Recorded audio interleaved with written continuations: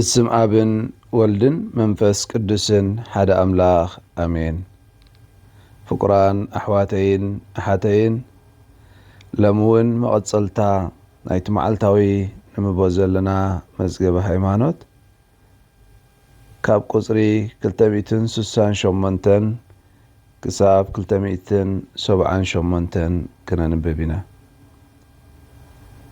سيراك سلسته اتخالي كله كهالي كله قصري كلتميتن سوسان شومنتن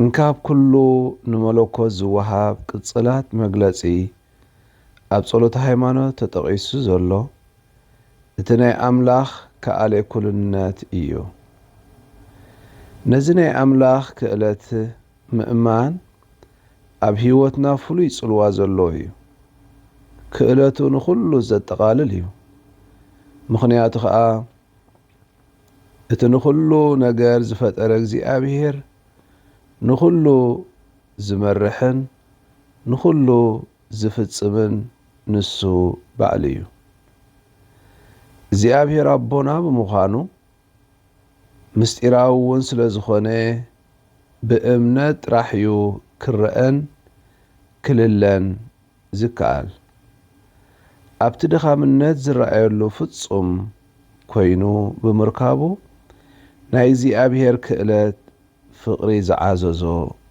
እዩ ዝደለየ ኩሉ ዝገብር ኣምላኽ ቁጽሪ 269 ክእለት እግዚአብሔር ንኹሉ ዘጠቃልል ምዃኑ ኣብ ቅዱሳት መጻሕፍቲ ተደጋጊሙ ይግለጽ ናይ ያዕቆብ ሓያል ጎይታ ሰራዊት ሓያልን በዓል ክእለትን ብዝብል ይጽዋዕ እግዚአብሔር ኣብ ሰማይን ኣብ ምድርን ከኣለ ኩሉ ኮይኑ ዝተረኽበ ፈጣሪኡ ስለ ዝኾነ እዩ ንኹሉ ስራሓቱ ከም ፍቓዱ ገቢሩ ንዘዋድድ እግዚአብሔር ዝሰኣኑ ነገር የለን ንሱ ጎይታ ዓለም እዩ ብትእዛዛቱ ንኹሉ ይሰርዕ ኩሉ ነገር ከዓ ኣብ ትሕቲኡን ንዓኡ ተኣዚዙን ይኸይድ ንልብታት ዝገዝእ ንኹነታት ፍጻሜታት ምስ ፍቓዱ ዘሰማምዕ ኣምላኽ ንሱ ናይ ታሪኽ ጎይታ እዩ ነቲ ዓብይ ሓይልኻ ኣብ ዝኾነ ግዜ ከተርእዮ ትኽእል ኢኻ ኣብ ቅድሚኡ ደው ክብል ዝኽእል ድማ ሓደ እኳ የልቦን ከኣሊ ኩሉ ስለ ዝኾንካ ንኹሉ መሓሪ ኢኻ ቁጽሪ 270 ክእለቱን ኣባትነቱን ንናሓድሕዱ ዝበራራሕ ብምዃኑ እግዚአብሔር ከኣሊ ኩሉ ኣቦ እዩ ንግድድነታትና ብኸመይ ከም ዝሓልየልና ኣብ ዘርእየሉ ኩሉ እግዚአብሔር ኣባታዊ ከኣሊ ኩልነቱ ይገልጽ በቲ ንሱ ዝሃበና ናይ ውሉድነት መሰል ኣነ ኣቦ ክኾነኩም እየ ንስኻትኩም ድማ ውሉድን ኣዋልድን ክትኮኑን ኢኹም ይብል እቲ ከኣሊ ኩሉ ከምኡን በቲ መወዳእታ ዘይብሉ ምሕረቱ ክእለቱ ይገልጽ ምኽንያቱ ከዓ ነዚ ክእለቱ ብዝለዓለ መንገዲ ዝገልጾ ብፍቓዱ ንኃጢአት ክምሕር እንከሎ እዩ ቁጽሪ 271 ናይ እግዚአብሔር ከኣሊ ኩሉ ዓቕሙ በዘፈቀደ ዊን ከም ዝበለካ ዝካየድ ኣይኮነን ክእለትን ሓይሊ ኩነት ድልየት ኣእምሮ ጥበብ ፍትሒ እዚ ኩሉ ኣብ እግዚአብሔር ሓደ እዩ ዝፍለየሉ የብሉን ምእንቲ እዚ ከዓ ኣብ ክእለት እግዚአብሔር ዘሎ ግን ኣብቲ ቁኑዕ ድላዩ ወይ ከዓ ኣብቲ ጥበበኛ ኣእምርኡ ዘየሎ ክህሉ ኣይክእልን ምስጢር ድኻም ኣምላኽ ቁጽሪ 272 ኣብቲ ከኣለ ኩሉ ኣቦ ዝኾነ እግዚኣብሔር ዘሎና እምነት በቲ ኣብ ህይወት ዘጋጥም ናይ ክፍኣትን ስቃያትን ተመክሮ ክፍተን ዝከኣል እዩ። ሓደ ሓደ ግዜ ኣምላኹን እንተኾነ ዝተኸወለ ወይ ዘየሎ ወይ ከዓ ነቲ ክፍኣት ዝዓግት ዓቕሚ ዘይብሉ መሲሉ ዝረኣየሉ ኣሎ።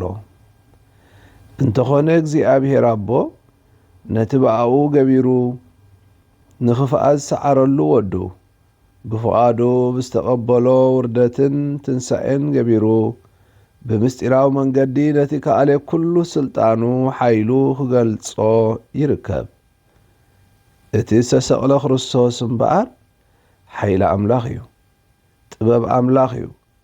ከመይ ዕሽነት ኣምላኽ ካብ ጥበብ ሰብ ይበልጽ፣ ድኻም ኣምላኽ ከዓ ካብ ሓይሊ ሰብ ይብርትዕ።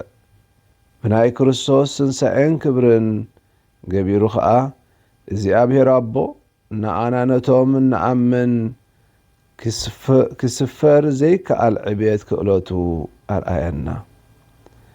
ቁጽሪ 273 ንናይ ኣምላኽ ከኣለ ኩሉ ስልጣኑ ምስጢራዊ መንገድታት ክንርድኦ ንኽእል ብእምነት ጥራሕ እዩ። እዚ እምነት እዚ ድማ ንሓይሊ ክርስቶስ ናብኡ ምእንቲ ክስሕብ በቲ ድኻሙ ዝምካሕ እምነት እዩ። ድንግል ማርያም ከዓ ከምዚ ናይ ዝበለ እምነት ዝለዓለ ኣብነት ኣርኣያን እያ። ከመይሲ ንሳ ንእግዚኣብሔር ዝሰኣኖ ከምዘየለ ዝኣመነት ከምኡውን እቲ ኩሉ ዝኽእል ዓበይቲ ነገራት ገይሩለ እዩ እሞ ስሙ ቅዱስ እዩ ብምባል ንኣምላኽ ዘዕበየት እያ። ቁጽሪ 274 ንእግዚኣብሔር ዝሰኣኖ የለን ዝብል ርግጽነት ኣብ ኣእምሮ ካብ መሓዝ ንላዕሊ ንእምነትናን ተስፋናን ከጽንዕ ዝኽእልን ዝሰማማዕን የለን።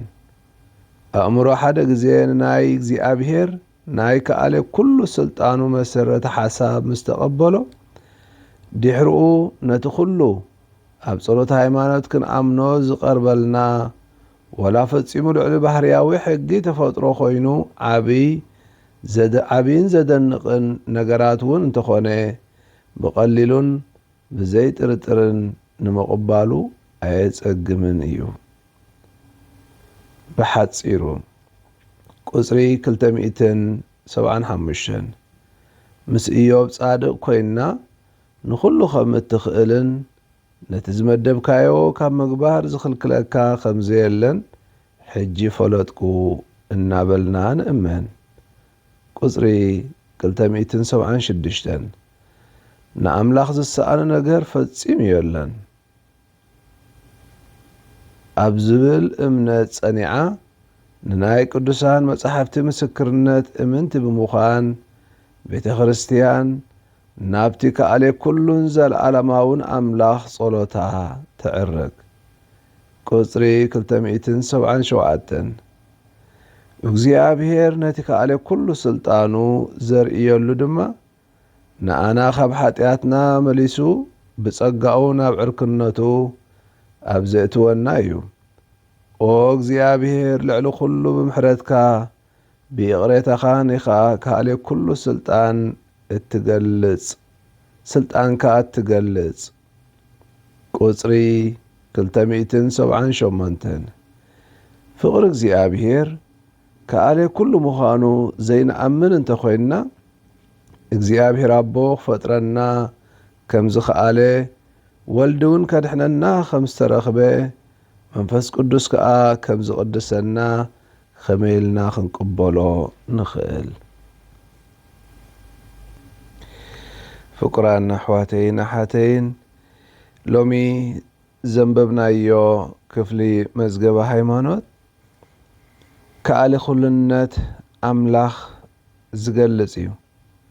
ኣብ ጻልታ ሃይማኖት ክንደግም ከለና ኩሉ ዝኽእል ኦልማይቲ ነቲ ኩሉ ኣብ ትሕቲኡ ዝግዝኦ ኣምላኽ ምዃኑ ንምስክር። ስለዚ እዚ ክፍሊ ናይ ሎሚ ዘንበብናዮ ነቲ መለኮታዊ ባህሪ ኣምላኽ ከመይ ዝበለ ሓይልን ከኣለ ኩልነትን ዘለዎ ኣምላኽ ምዃኑ ዝገልጽ እዩ። ኩሉ ዝኽእል ኣምላኽ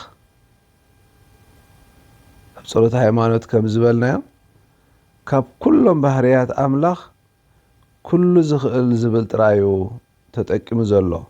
ምኽንያቱ ኣምላኽ ብዙሕ ነገር ክገብሮን ዝኽእሎን ነገራትን ኣሎ። እዛ ኩሉ ዝኽእል ሰማይን ምድርን ዝፈጠረ እናበለት ትቕጽል ጸሎት እታ ከኣለ ኩልነቱ ነቲ ኣብ ትሕቲኡ ዘሎ ኩሉ ክእለታትን ፍልጠትን ጸብለል ኢላ ንኹሉ ብትሕቲ ኣተግዝእያ። እዚ ከዓ እንታይ ማለት እዩ? ኣምላኽ ንኹሉ ዝፈጠረን ንኹሉ ዝገዝእን ብምዃኑ ንዕኡ ዝሰኣን ነገር ከም ዘየልዎ ዝገልጸልና እዩ። ስለዚ ከኣለ ኩሉ ክንብል ከለና ዝጎድሎ ነገር ዘይብሉ ኣምላኽ ምዃኑ ዝገልጽ እዩ። ሓይሊ ኣምላኽ ንኹሉ ፍጥረት ዘጠቓልል እዩ። ንዝተወሰነ ጥራሕ ሸፈነ ዝህብ ኣምላኽ ዝተወሰነ ነገራት ጥራይ ዘይኮነ ንኹሉ ፍጡር ምስ ጎይታ ታሪኽ ፈጣሪ ኩሉን ስለ ዝኾነ ንልቢ ሰባት ንኹነትና ንዓለምና ከም ፈቓዱን ድላዩን ዝሰርሖን ዝገበሮን ኣምላኽ ስለ ዝኾነ እቲ ዘፍቅር ኣምላኽ ምዃኑ ከዓ ኩሉ ዝኽእል ክንብል ከለና ጥበብ ዝተዓደሎ ውሕሉል ቀባኣይ ጥራሕ ዘይኮነ ዘፍቅር ኣምላኽ እውን ኣምላኽ ንኹሉ ዝኽእል እንክንብሎ ከም ሓደ ጨካን ገዛኢ ዘይኮነስ ከም ሓደ ፈቃር ኣቦ ከምኡ በዚ መጠን እዚ እዩ ዝግለጽ። ሓይሉ ምስ ኣቦነት ዝተኣሳሰር እዩ። ምኽንያቱ ንውሉዱ ዝሓሊ ስለ ዝኾነ ርግጽ እዩ ሓደ ብሉፅ ዝበለ ጥበበኛ ጽቡቕ ስራሓት ከቕርብ ይኽእል እዩ። ገለ ግዜ ግን እቲ ኣብ ልዕሊኦም ዘሎ ኣመላኽትኡ ምናልባት መግለጺ ናይቲ ጥበቡ ወይ ምኽንያት ኣታዊኡ ወይ ዝተፈላለዩ ነገራት ምኽንያት ክህልዎ ይኽእል። ኣምላኽ ነዚ ውሕሉል ዝኾነ ፍጥረት ክፈጥር ከሎ ካብኡ ሓደ ረብሓ ስለ ዝደለየ ዘይኮነስ ዘፍቅር ኣምላኽ ስለ ዝኾነ እምበኣር እቲ ከኣለ ኩልነቱ ፍቕሪ ብምልኣት ኣብኡ ዘላ ምዃና ዝገልጽ እዩ። ኣብዚ ኣምላኽ እዚ እውን ኩሉ ዝኽእል ክንብል ከለና ገሊኡ ከዓ ዕጹብ ዝኾነ ምስጢር ክንርድኦ ዘይንኽእል ኣብ ውሽጡ ከም ዘሎ ኸ የርኢ እምበኣር ሓይሊ ኣምላኽ ብዙሕ ግዜ ኣብ ድኻም ወይ ኣብ መስቀል ክግለጽ ንሪኦ ኢና። እዚ ከዓ በቲ ሰብኣዊ ኣተሓሳስባና ክንሪኦ ክንርድኦ እንተፈተና ምስጢር ይኾነና። ዓብዪ ከኣለ ኩሉ ሓንቲ ግዜ ኡፍ ኢሉ ነዚ ኩሉ ብቅድሚኡ ዘሎ ሓይልታት ከጽርዮ ዝኽእል ኣምላኽ ክንሱ ኣብ መስቀል ክንጥልጠል ከዓ ንሪኦ። እዚ እምበኣር እቲ ምስጢር እንብሎ በቲ ድኻሙ ሓይሉ ዝገልጽ ኣምላኽ ስለ ዝኾነ ብዙሕ ግዜ ሕቶ ይለዓል እዩ። ኣምላኽሲ ነዚ ሕሰምን ስቃያትን ኣብዚ ዓለም ዘሎስ ዘፍቅር ኣምላኽ እንተ ደኣ ኮይኑ ዝሓሊ ኣምላኽ እንተ ደኣ ኮይኑ ኩሉ ዝኽእል ኣምላኽ እንተ ደኣ ኮይኑስ ንምንታይ ዘይቆንጥጦ ንብል ኢና ክንፍተን ንርከብ ኢና። ነዚ ስቃያት ክንርኢ ከለና ኣምላኽ ደኣ ስቕዲ ዝብል ክንብል ንኽእል ኢና። እንተኾነ ግን ኣምላኽ ዝዓበየ ሓይሉ ዝገልጸሉ ወዲ ኢየሱስ ክርስቶስ ኣብ መስቀል ተዋሪዱ ካብ ሙታን ምስ ተንሥአ እዩ። እዚ ድማ ኣምላኽ ንኽፉእ ነገር ብድኻም ገይሩ ከም ዝሰዓሮ የርእየና። ንኃጢአትናሲ ብምንታይ ገይሩ ይስዒርዎ? በቲ ኣብ መስቀል ምውራዱ ኣብ መስቀል ምንጥልጣሉ ነቲ ክፉእና በቲ ድኻምነቱ ገይሩ سعارو بدخام بتصاري بار حيل أملاخ أم محرتي حيل أملاخ أم محرت أم مفواس أم مقبال أم ملواتي أملاخ كاب كل حيل زعابي ዝግለጸሉ ንኃጢአተኛታት ክምሕር እንከሎ እዩ ናብኡ ክመልሰና ከሎ እዩ ኩሉ ዝኽእል ኣምላኽ እንከሎ ኣብ ልዕሊኡ ግን ምሕረታን ይቕሬታን ዝመልኦ ኣምላኽ ስለዚ እቲ ኸኣለይ ኩልነቱ ብምሕረት ዝዛዘም ብፍቕሪ ዝዛዘም ሓይሊ ዘለዎ ኣምላኽ እዩ እዛ ፍቕርን ምሕረትን ንብላ ኸዓ እታ ዘይትፅንቀቕ ተስፋ ኣብኡ ንኽህልወና ትገብረና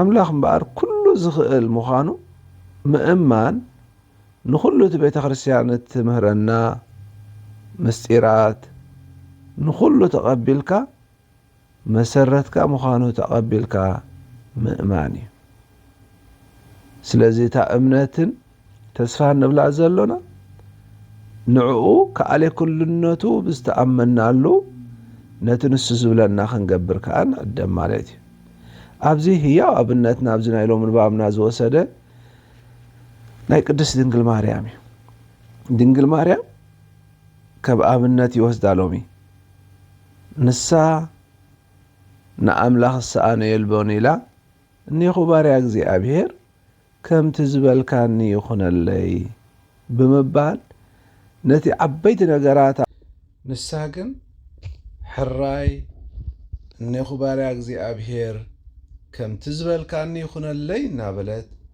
ትሕት ብዝበለ ምላሻ ትህብ ስለዚ ብዙሕ ግዜ ዓበይቲ ነገራት ብምግባር ጥራሕ ዘይኮነ ንኣምላኽ ክብሩ ክንገልጽ እንኽእል ትሕት ብምባልና ንኣሽቱ ነገራት ብምግባርና ዓበይቲ ብቅድሚ ኣምላኽ ክንከውን ከም ንኽእል እቲ ኸኣለ ኩልነቱ ኸዓ ብዓይኒ ምሕረቱ ዝጥምት ኣምላኽ ምዃኑ ክርዳእ ንኽእል እምበኣር ኣምላኽ ንኹሉ ዝኽእል ኣቦ ምዃኑ ሓይሉ ድማ ብፍቕርን ብምሕረትን ዝግለጽ ምዃኑ ዘረዳእና ክፍሊ ኢና አንቢብና ኣብ ግዜ መከራን ድኻምን እውን እንተኾነ ከይተረፈ ሓይሊ ኣምላኽ ካብ ድኻም ሰብ ንላዕሊ ምዃኑ ምኽንያቱ እቲ ናይ ወዲ ሰብ ሓይሊ ካብቲ ሕማቕ ኣምላኽ ኢልና እናሓስቦ እውን ክሕይል ስለ ዘይክእል እምበኣር ኣምላኽ ብከኣለ ኩልነቱ ዘፍቀረና